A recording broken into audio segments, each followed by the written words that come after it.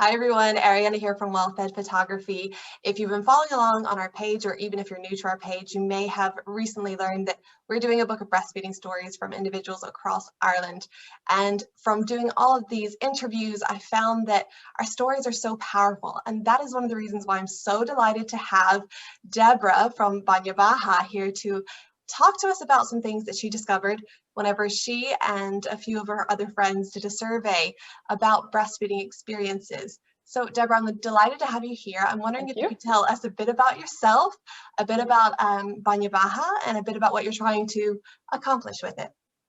Okay, so my name is Deborah Byrne. I'm from Dublin. I'm a money advisor, and I have a 15-month-old boy. I also do a bit of music on the side, do lots of little things.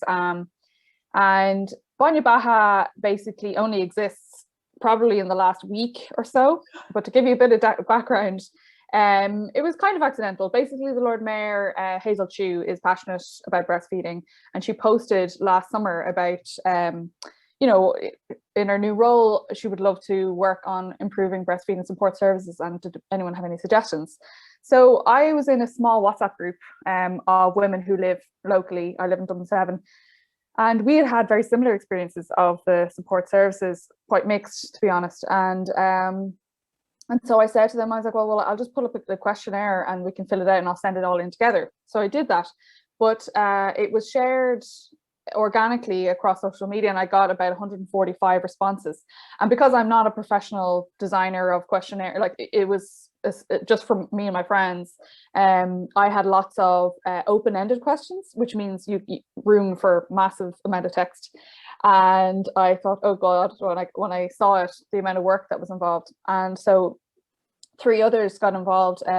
Felicienne, who kind of looked into the literature and the research around breastfeeding policies in Ireland and in the WHO. Lucia, who analysed the data for us and put it into lovely, oh my gosh, I can't even remember the word. An infographic, yeah? That's the word. And Megan, who's really good at like design and illustration.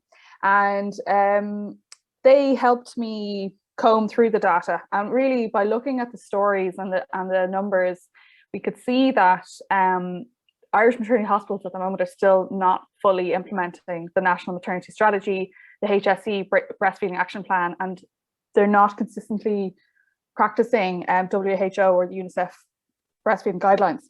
So yeah, that's essentially, there was a lot of data and stories to work through, and we decided by looking at those stories that we wanted to do something with all of this information. So instead of just dumping all the data in Hazel Chu's lap, we decided to put it into a report, and we only launched last week. So that the questionnaire went out last summer, but because we're all working mothers, we're, you know, have very limited time, and we're doing this in a free time with no funding, you know, no alliances with anybody else or anything. It's very much just us ourselves doing it. We took our time, and so we decided to launch Bainne Beatha, which is a social media campaign that we started last Thursday. There's a petition that's gone up online. We have about 1,000 signatures now, which we're delighted about. And then there's the report, and the report is coming out next Tuesday. And our aims are that we'd like the breastfeeding stories to be heard. We want the stories to mobilize both people who hear our stories to basically motivate them to do something, to join us in our campaign, but also to mobilize those with the power who can implement these strategies to do so. And so that's basically our plan. So over the coming weeks, the report is coming out next week. We hope to have some kind of media interest. We've already been featured on 2FM, or our report was mentioned on 2FM. Evie Sullivan, she's been doing stellar work. I don't know if you've seen her online, she's brilliant. And she mentioned her report, which is amazing. And then we're going to deliver the petition to the Irish government then at the end of February. That is incredible. Wow. So I'm assuming whenever you sent the questionnaire around, like you didn't know that all of this was coming, right? No. I mean, you know, one thing that's really funny about women is that, you know, like especially mothers, I meet them and, oh yeah, where did you have your baby? Oh, I had it in this hospital. Did you have C-section? And you immediately jump into these, you know, super graphic, intimate stories. But people are just just mothers are just spilling over with their stories. They want to talk about the experiences they had, and breastfeeding is a super emotional element to our stories when we start out as mothers. And so even the mothers in the WhatsApp group that I originally talked, that was something that we talked about a lot. And then with this survey, with these strangers who didn't know me, wanted to take this opportunity to just spill out their stories.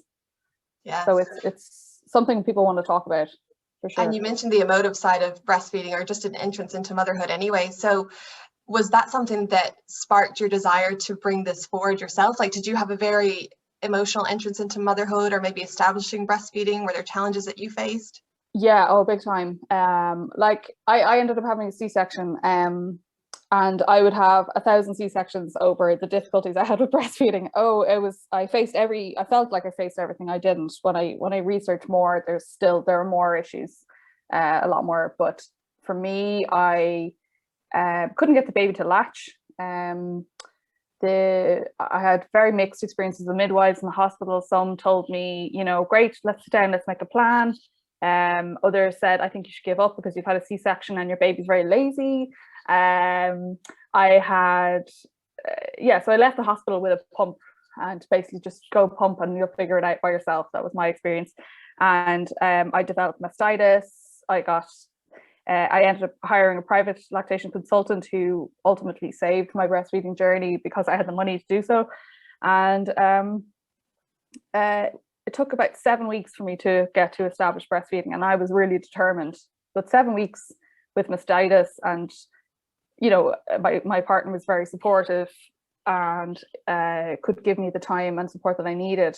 But if I didn't have those supports, if I didn't have money, I wouldn't have been able to breastfeed. And that was something I just felt was deeply unfair, and I did feel very let down by the system, and that's what kind of motivated me. And hearing that in this small group of 18 women that I wasn't the only one, I realized that there's an issue here, Yes, definitely. Yeah. Well, what I'll do is I've been privileged enough to read through the document that you've put together as a team, and so I just wanted to go through a few of the key points that were mentioned in the document, if that's okay with you. I suppose one of my first questions was, you mentioned limitations to the survey because it was just it was sent around. It wasn't necessarily meant to be scientific. It was sent around to gather stories and experiences. So do you think that there's a possibility that it might even be a more positive view of what people experience because it was perhaps put in front of people who did continue on breastfeeding, or what you found there? Like, what were the experiences like? Was it people that continued to breastfeed that completed the form, or was it equally people that wanted to breastfeed but then ended up not breastfeeding? Yeah, no, it's definitely the respondents, the people who shared the link were most likely would have been able to breastfeed. There was a very few who were not able to breastfeed at all. So it's definitely biased towards people who actually managed to achieve their goal, although a lot of them had a rocky start.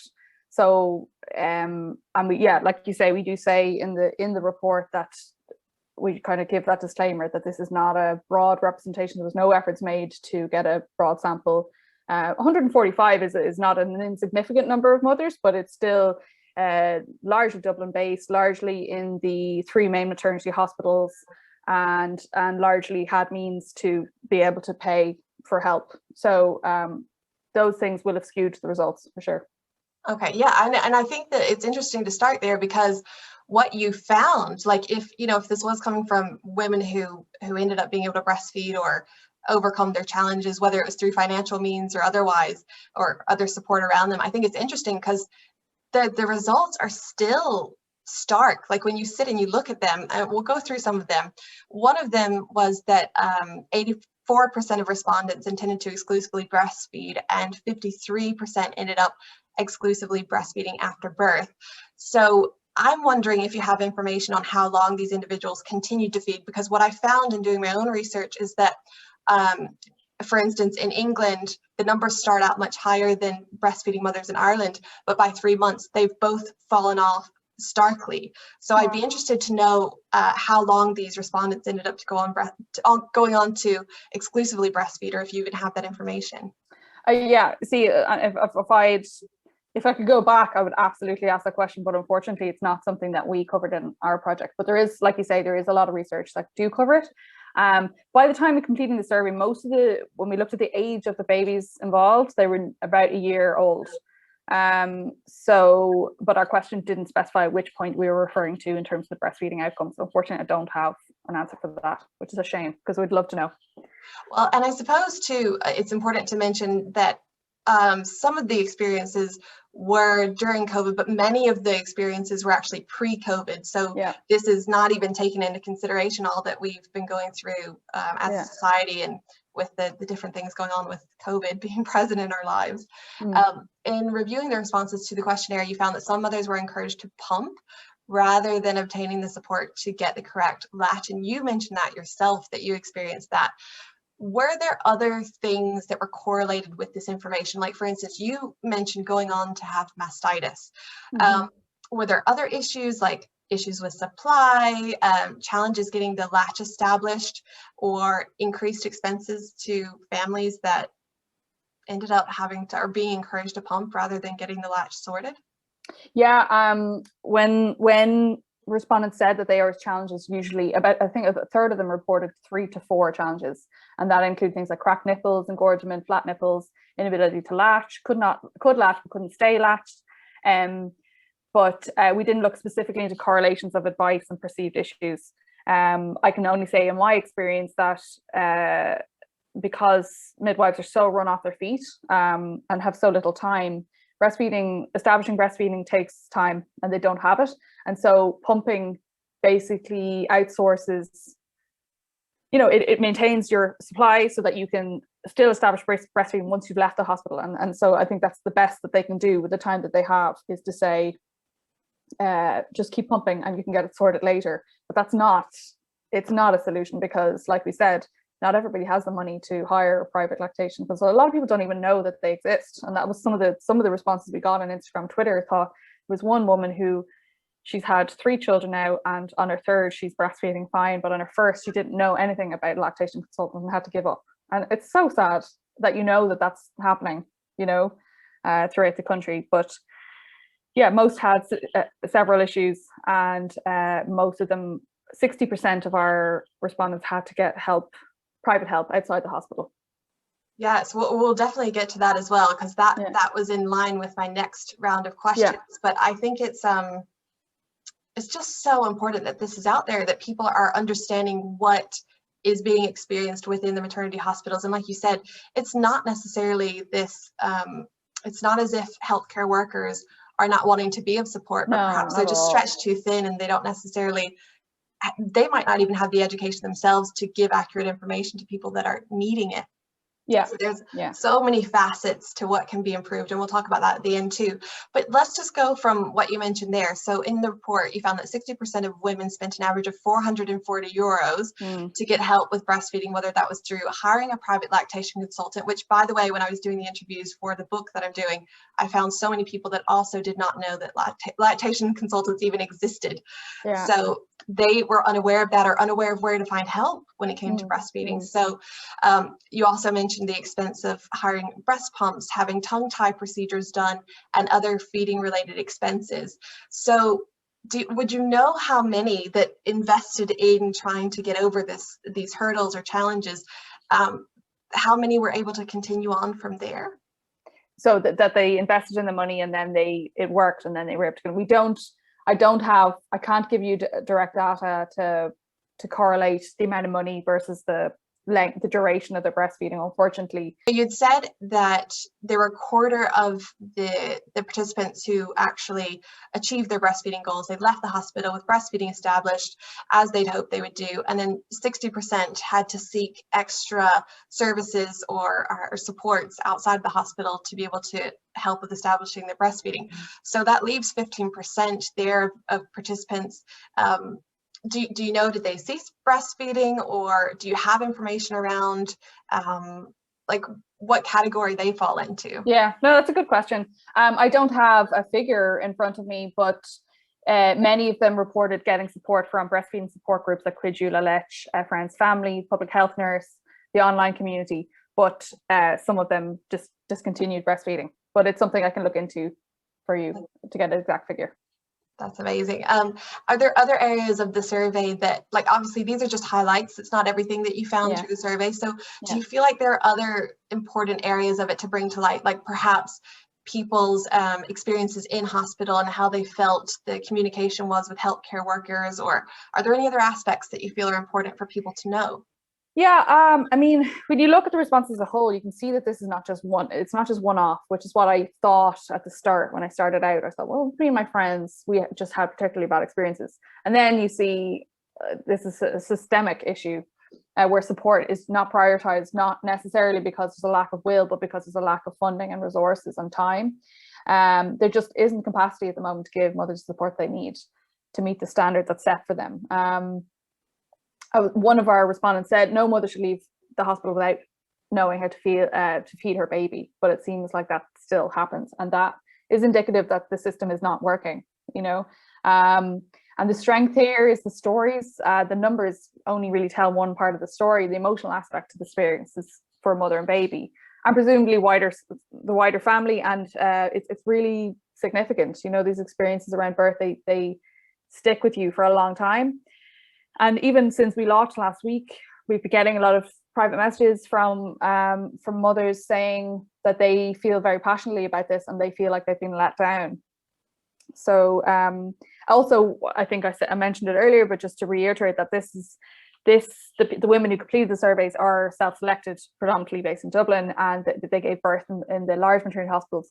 So the report is only reflective of the supports in those maternity services, but not necessarily the wider maternity service. For example, some mothers have had really positive experiences of the home birth experience, but we don't have data on that, unfortunately. Well, it'd be interesting. What I'd love to see is that this, like what you have found in the survey that you did put together, will inspire maybe even further knowledge seeking or experience seeking of people across different backgrounds, whether it is from people who were able to experience home births, or maybe from people who experience birth outside of the greater Dublin area.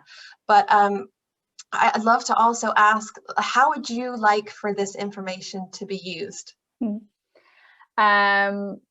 So we mentioned the National Maternity Strategy, the Breastfeeding Action Plan, and the WHO guidelines. So in our report, we have 10 calls for action, and that's basically going through the guidelines and making sure that they're established. So having IBCLCs who are around the clock available when mothers need them, and as soon as they need them, not a few weeks down the line once they've developed all these issues around breastfeeding. And we say IBCLCs certified because not all public health nurses or midwives are IBCLC certified, and it's a specific skilled area, and it's important that they have the skills to provide the service that they need, the support that they need, and definitely early intervention. So you want it very soon after birth, and that they're not discharged from the lactation service until they feel fully confident that they can feed, because otherwise then they end up drifting from the system and they can either give up, or they have to not have the knowledge and the connections to seek free help, which some do, or spend money, and both of those things still require a knowledge that not every mother needs to. It's like a mother comes into the hospital and has to know everything about birth. You wouldn't expect them to. They come in, they give birth, and they find out afterwards. Well, and I love, can we mention there as well, like I love that you brought that up about the specialized knowledge and people not leaving unless they've gotten breastfeeding established, because what I found through the interviews that I did is that people were encouraged, rather than having breastfeeding established before they left the hospital, some felt forced to ensure that their baby could take a bottle of formula before they left, or before they were allowed to leave the hospital. So I do find it interesting that is seen as a prerequisite for leaving, but establishing breastfeeding, if that's what if that's the way in which they want to feed their baby, that isn't held in high priority. That's a really good point, and we might steal that for our socials at some point, because it's very much a personal choice, and there are mothers who decide to formula feed, and we're not formula has excellent qualities. We're not in any way wanting to force breastfeeding on anybody. But if a mother chooses to breastfeed and they're surrounded supposedly by professionals who are breastfeeding experts, she should get the support that she needs, and she's not. And like you say, if a mother says, I'd like to learn how to formula feed, what do I do? And if somebody says, well, sorry, you're just going to have to figure it out for yourself, that wouldn't happen. And yet it does seem to happen with breastfeeding, and it's just not good enough. And so what we would like to see from all of this is that in the next few weeks, as more and more share their stories, we would love for the mothers to share the petition with people in their lives, not just breastfeeders, but people in the wider society, because breastfeeding really will benefit Irish society as a whole. I think even on Louise McSharry the other day, she said, you know, it's kind of being penny wise, pound foolish, where if you don't invest in breastfeeding now, you end up paying for it later. And if we do have a service that does implement these strategies, we're really going to benefit as a society, and that's what we want to see happen. Absolutely, I 100% agree. Like the health implications, not just for baby, but for mother and baby, and for the family as a whole, are so far-reaching, and so it'd be great to see that recognized as well. I know you mentioned a few areas for action. What would you say are some of the biggest areas where the HSE are currently falling short of upholding the National Maternity Strategy and the HSE Breastfeeding Action Plan and the WHO Unicef breastfeeding guidelines? So we've been kind of going through this day by day, putting up just a little snapshot from the study and comparing it with the WHO guidelines. The lack of certified IBCLCs it seems to be a big issue, and we've got some really, on Twitter actually, we've got some really good responses from people who actually work in this industry, because that's the thing, is that we're mothers and our experiences are really valuable, but we really are valuing these responses we're getting from people who actually work in this field. And there was one tweet, or a series of tweets we got yesterday from community midwives in Ireland. They were explaining how it works, and so there's some public health nurses who are lactation consultants, and there's some midwives who are, and then there's some public health nurses who are not, and you're expecting the same standard from everybody, but it's not fair. It's not fair on them if they don't have the qualifications and the experience to offer this advice. And so it needs to be certified across the board. We don't let doctors do surgery who are not surgeons. So we shouldn't let healthcare professionals who are not qualified in this area to offer advice in this area. So that's a major one. And then just the quantity of lactation consultants is not enough. We need more. We need to have them in the hospital who work around the clock, not just Monday to Friday. And we saw a few stories like that in our questionnaire, where people happened to give birth on a Friday, and so because they gave birth on a Friday, they just didn't get a a lactation consultancy at all, and they had to leave. So more of them working more often, properly qualified, access to antenatal classes on breastfeeding, I think would be really helpful. There is just this, well, I definitely was very naive. I just thought I would just pick it up, and it was never mentioned in any of my antenatal classes about the importance of it. So I think that would be good. And I guess they're trying to tie a line. They don't want to turn women off, because it is hard. It is hard when I look at my 7 weeks of my personal experience.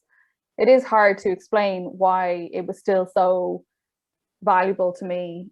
Even the agony that I went through, and the financial cost, and just the heartbreak it was, because it was really heartbreaking, that I'm so happy now that I continued. It is very hard to get that across when you haven't breastfed before. So I can understand why they don't want to scare women off with antenatal classes, but there surely must be a way of doing this, providing this education without scaring them off, just to equip them and prepare them that sometimes this might be an issue, and if this is an issue, here's how you can get the help you need.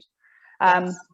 What else we have? Yeah, we'd like a review of the policies on promotion and distribution of formula. In hospitals at the moment, you're just handed formula, and some mothers reported that they were encouraged to get formula even though they didn't want to. So that should probably be reviewed, and that's because that's definitely against the WHO guidelines.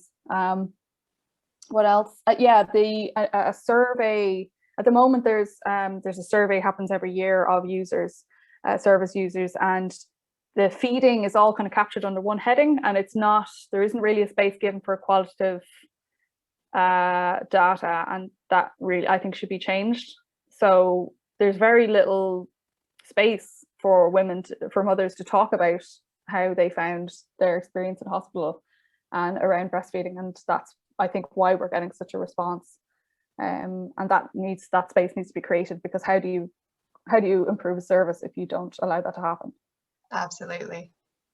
I could go on. Do you want me to go on? Yeah, if you wanna just add a few more. Yeah, and then just I mean, I guess, you know, we're tired from what I've seen on Twitter. Professionals who work in this sphere are tired of breastfeeding promotion campaigns. But I personally did not know, for example, that if you breastfeed past 1 year, the mother reduces her chance of cervical and breast cancer by a huge amount. Like even that in itself, because I think breastfeeding can be sold as this is, you know, it doesn't matter about the mother, this is all about the baby, this is the best for the baby. But like, what about the benefits of the mother? I didn't know anything about that, and I think that would be something that should be highlighted. So a kind of greater education and awareness around breastfeeding in Irish society would be great as well. And yeah, I'm trying to think, is there anything else I can think of? Just playing off the back of that, because you've mentioned a few areas for improvement. So if you were to speak into being, like, let's just say that the words that spill out of your mouth are creating positive change in this moment, and it's exactly this ideal or idealized version of breastfeeding supportive services and breastfeeding supportive culture in Ireland. Yeah. Like, let's say that idealized version can just become reality in this moment. What does that look like? What is the vision that you have, or maybe that you and your team have, of where we can go from here? Well, one would be, I think it's a societal change in terms of how they see breastfeeding. So that breastfeeding is seen as normal, and it's not seen as gross or dirty or sexual. That a woman can breastfeed anywhere and not be judged. And I think at this stage, now that it's brought into law, you know, it's not as common anymore that people would be verbally abused for breastfeeding, but there's definitely still the culture. I mean, I chose to breastfeed past 6 months, and there is a weirdness in Ireland around that. And in our WhatsApp group, we did talk about that, how at first we would have thought it was kind of weird to breastfeed, like extend breastfeeding, and you know, we consider ourselves relatively educated and open-minded, and now because we all do it, we're like, we think it's normal. But that just needs to happen, you know. So that's one thing I'd love to see: women breastfeeding their toddlers, their little kids. I'd love to see that maybe the relationship between formula companies and the health service maybe be reviewed. We haven't done a lot of research into that, but there are other organizations who have, but that's something that I think needs to be looked at. And then the IBCLCs make that, don't offer breastfeeding advice unless you're IBCLC certified, and make them fully available both inside the hospital and outside for free. That's what I would like to see. Amazing. Yeah. What place do you feel anecdotal evidence, so stories being shared, has with regards to promoting positive change when it comes to breastfeeding? Yeah, I mean, the stories that we have heard, even though they're anecdotal, they are the reality of what's happening. And pre-COVID, like I said, most of the stories are pre-COVID. The support wasn't there. So it's absolutely, the resources are stretched now. The pandemic has really exacerbated the gaps that were there before.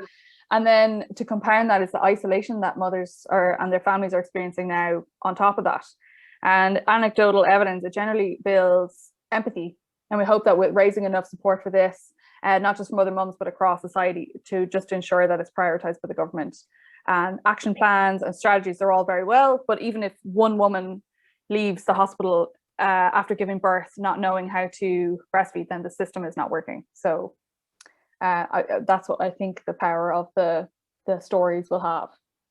Definitely. That's one thing I found through all of these interviews, is the varied experiences and the power of knowing them. Because if we don't know these experiences, we really only have our own experiences to go off of, and we're limited in that view. Whereas if we have other people's experiences brought to the table, we can really learn a great deal. So I love that you've mentioned that. If people want to support the campaign, what are the best ways for them to do that? Just share the petition. That would be amazing. Share it with somebody you'd never normally talk to about breastfeeding.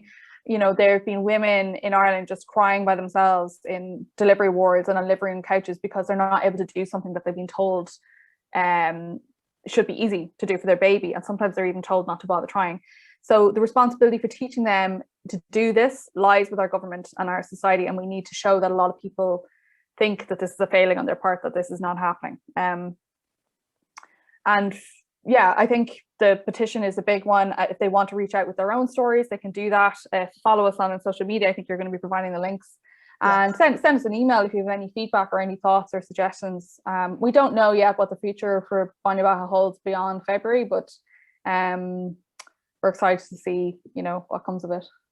Well, I will definitely get your contact details from you there to share at the very end. But I also, you said something that I think is really important there is, like, I shared it with my husband and said, sign this campaign, you know, but he's supportive of breastfeeding and he's amazing and he's knowledgeable around it. And I love that you've actually said, maybe share it with someone you wouldn't normally speak to about breastfeeding. So, which brings up a question to me of, you know, if someone comes to you and they say, you know, I don't have direct breastfeeding experience myself, but one of my loved ones, my family members, my friends, you know, someone that I care about deeply is wanting to breastfeed, or they're struggling with breastfeeding. What words of wisdom would you pass on to them as to how to best support that loved one?